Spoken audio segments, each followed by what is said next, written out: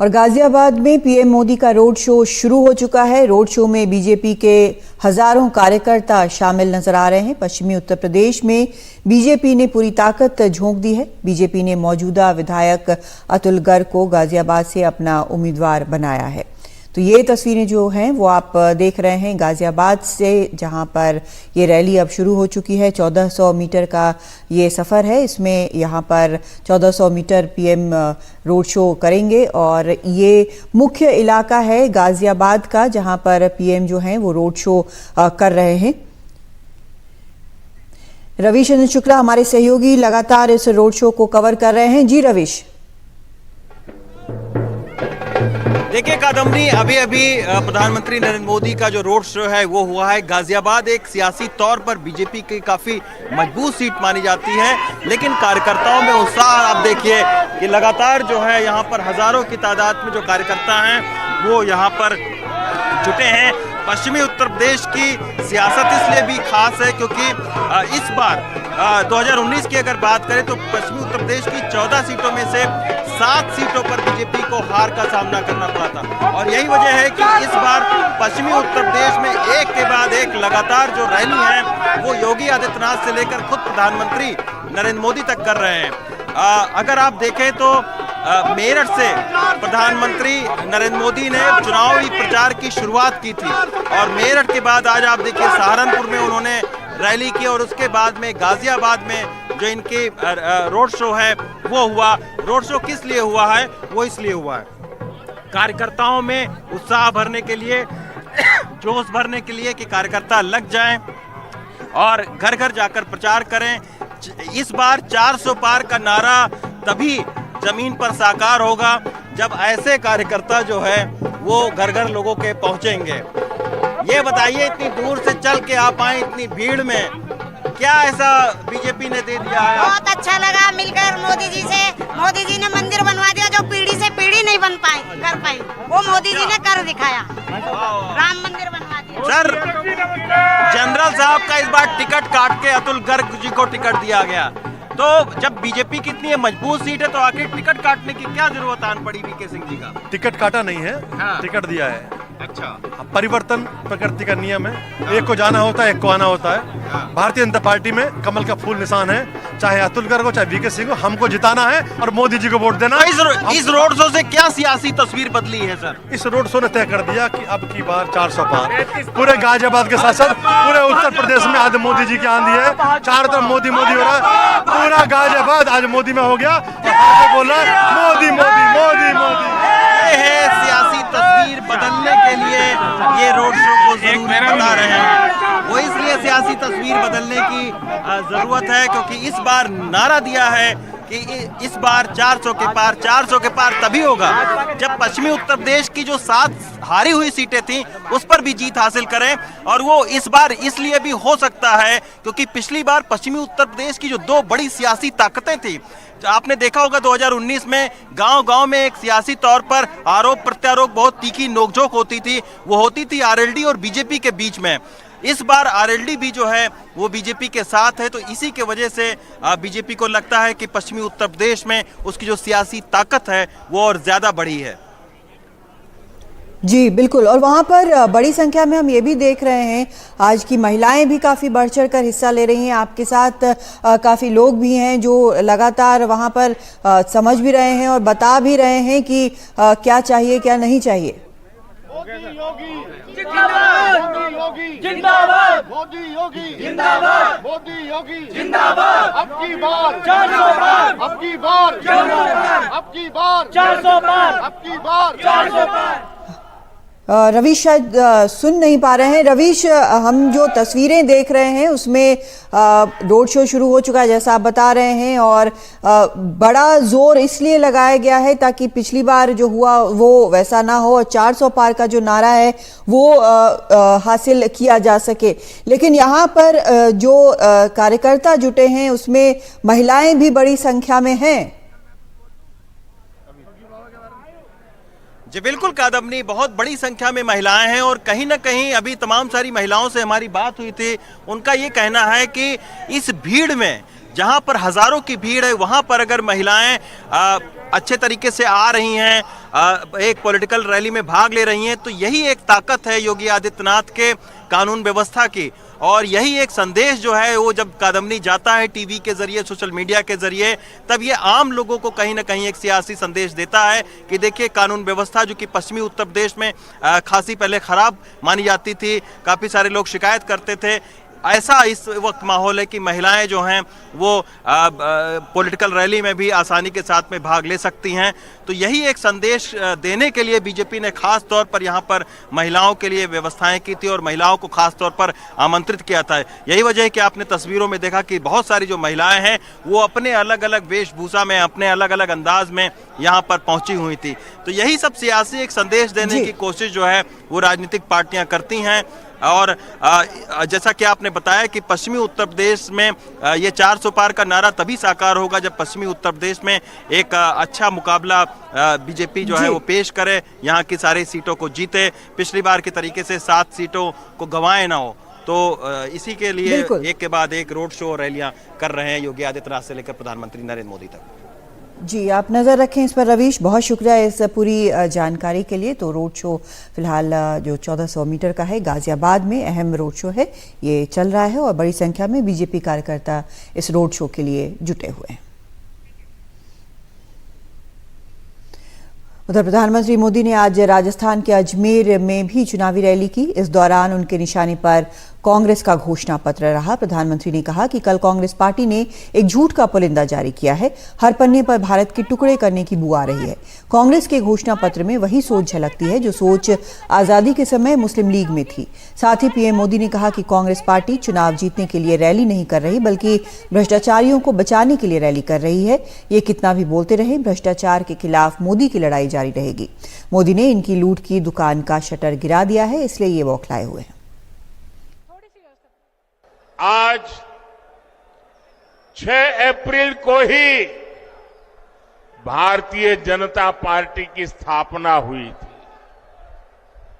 ये संयोग देखिए कि आज ही मुझे पुष्कर क्षेत्र में आने का सौभाग्य मिला है।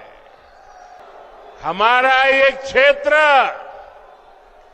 कमल से इस क्षेत्र का संबंध है और भाजपा की पहचान भी देश के कोने कोने में कमल खिलाने जा रही है। और इसलिए पूरा देश कह रहा है, हर माता बहनें कह रही है, हर नौजवान कह रहा है, फिर एक बार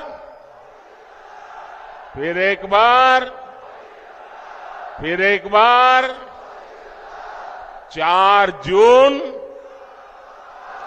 400 पार। कांग्रेस के समय में गांव, गरीब, किसान, मजदूर, महिलाएं, युवाओं, इनका जीना मुश्किल हो गया था। हर दिन अखबारों में या तो घोटालों की खबरें छपती थी या आतंकी हमलों की खबरें आती थी। लेकिन 2014 से देश में एक बड़े बदलाव की शुरुआत हुई। दशकों बाद देश को आप सब जागरूक मतदाताओं ने पूर्ण बहुमत वाली सरकार देश को दी। आज भारत समंदर पर बड़े बड़े पुल बना रहा है।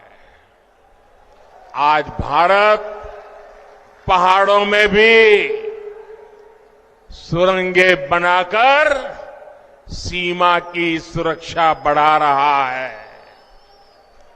अब जब अजमेर से वंदे भारत ट्रेन रफ्तार भरती है तो विदेशी भी हैरान हो जाते हैं। उधर कांग्रेस ने आज जयपुर में न्याय पत्र महासभा का आयोजन किया। इस दौरान सोनिया गांधी ने बीजेपी सरकार के 10 साल के कार्यकाल पर सवाल उठाए। सोनिया गांधी ने कहा कि क्या कोई देश से बड़ा हो सकता है? जो ऐसा सोचता है उसे देश की जनता सबक सिखा देती है। दुर्भाग्य से आज हमारे देश में ऐसे नेता सत्ता में विराजमान हैं। साथ ही सोनिया गांधी ने कहा कि विपक्षी नेताओं को डराने धमकाने बीजेपी में शामिल कराने के लिए तरह तरह के हथकंडे अपनाए जा रहे हैं। इसके चलते आज देश का लोकतंत्र खतरे में है। ये सब तानाशाही है और हम सब इसका जवाब देंगे। दुर्भाग्य से आज हमारे देश में ऐसे नेता सत्ता में विराजमान हैं। मोदी जी खुद को महान मानकर देश और लोकतंत्र की मर्यादा का छिहारण कर रहे हैं। हमारा देश पिछले 10 साल से एक ऐसी सरकार के हवाले है जिसने बेरोजगारी, महंगाई, आर्थिक संकट, असमानता और अत्याचार को बढ़ावा देने में कोई कसर नहीं छोड़ी है। इस मोदी सरकार ने जो किया है वह हमारे आपके सामने है। जो हमारा न्याय पत्र है इसमें हमने कुछ ऐसी घोषणाएं की हैं जो हम चाहते हैं कि जब हमारी सरकार आएगी हम आपके लिए करके दिखाएंगे। इसका प्रमाण ये है कि हमने प्रदेशों में करके दिखाया है। जिन प्रदेशों में हमारी सरकार रही उनमें राजस्थान भी था। बीजेपी के राष्ट्रीय अध्यक्ष जेपी नड्डा ने आज राज्यसभा के निर्वाचित सदस्य के रूप में शपथ ग्रहण की। जेपी नड्डा गुजरात से राज्यसभा के लिए निर्विरोध सांसद चुने गए हैं। उन्हें उपराष्ट्रपति और राज्यसभा के सभापति जगदीप धनखड़ ने संसद भवन में आयोजित कार्यक्रम में शपथ दिलाई।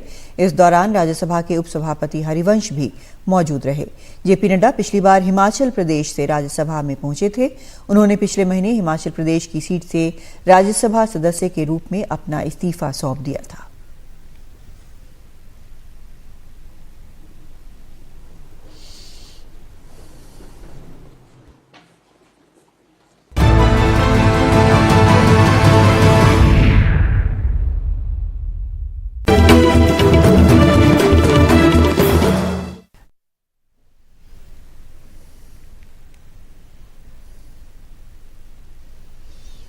पश्चिम बंगाल के पूर्व मेदिनीपुर में एनआईए की टीम पर हमला हुआ है। इस हमले को लेकर मुख्यमंत्री ममता बनर्जी ने सवाल उठाए हैं। उन्होंने कहा कि रात में छापा मारने क्यों गई थी एनआईए की टीम? क्या उन्होंने स्थानीय पुलिस से इजाजत ली थी? रात में अचानक कोई घर आए, ऐसी ही प्रतिक्रिया होगी। साथ ही उन्होंने कहा कि चुनाव से पहले ही क्यों हो रही है गिरफ्तारी। इस हमले में एनआईए का एक अधिकारी घायल हो गया है। स्थानीय लोगों ने एनआईए की टीम की गाड़ी पर पत्थरबाजी की, जिससे गाड़ी के शीशे टूट गए। स्थानीय पुलिस सूत्रों के मुताबिक एनआईए ने पुलिस से सुरक्षा मांगी थी, लेकिन तय समय से पहले ही सर्च ऑपरेशन के लिए पहुंच गई और 2 लोगों को गिरफ्तार किया था, जिसके बाद स्थानीय लोगों ने टीम पर हमला कर दिया। জানিয়ে গেছিল ওরা কেন মধ্যরাত্রে পুলিশকে না জানিয়ে যাচ্ছে? নিয়ম হচ্ছে পুলিশকে, লোকাল পুলিশকে জানিয়ে যাওয়া। তো মধ্যরাতে যদি গ্রামের লোক দেখে হঠাৎ করে কিছু লোক আসছে পুলিশের ড্রেস পরে, তারা কি করে বুঝবে? আর ইলেকশনের আগে কেন অ্যারেস্ট করবে? যদি সবাইকে অ্যারেস্ট করে বিজেপি কি মনে করে সব বুথ এজেন্টকে অ্যারেস্ট করবে? সব ভোট ম্যানেজারদের অ্যারেস্ট করবে? কি অধিকার আছে না এর? শুধু বিজেপিকে সাপোর্ট দেওয়ার জন্য বিজেপি নোংরামি কেন খেলছে আমরা সারা পৃথিবীতে আওয়াজ তুলি। और बीजेपी प्रवक्ता रविशंकर प्रसाद ने ममता बनर्जी पर पलटवार किया। पहली बार हुआ है क्या? ईडी पर हमला हुआ कि नहीं? और सोना खाली की सच्चाई सामने आई कि नहीं आई? महिलाएं कितनी तंग होती थी, उनके साथ अमानवीय व्यवहार होता था, और ऐसे एनआईए का हमला हो रहा है क्योंकि आतंकवाद जुड़े लोग पकड़ती है तो उन पर हमला होता है।